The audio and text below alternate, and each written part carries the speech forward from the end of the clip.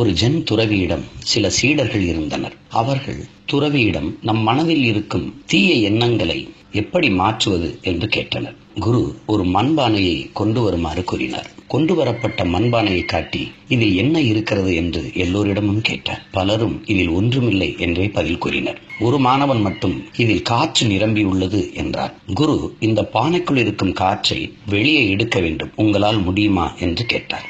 எல்லோரும் அமைதியாக இருந்தபோது அந்த மாணவன் மட்டும் என்னால் முடியும் என்று கூறி பானை முழுவதையும் தண்ணீரால் நிரப்பினான். இதுவே என் பதில் என்று சென் துறவி கூறினார். சீடர்களுக்கு ஒன்றுமே புரியவில்லை. துறவி சீடர்களை நோக்கி, நம் மனது இந்த பானையை போன்றது. உள்ளே இருக்கும் காற்றை எப்படி நம் கண்ணால் காண முடியாதோ அதுபோலவே மனதிற்குள் இருக்கும் தீமை எவர் கண்களுக்கும் தெரியாது. நம் மனதிற்குள் இருக்கும் தீமைகளை வெளியே கொண்டு வர சுலபமான வழி பானையை தண்ணீரால் நிரப்பியது போல் மனதிற்குள் நல்ல மற்றும் நேர்மறை எண்ணங்களை நிரப்ப வேண்டும்.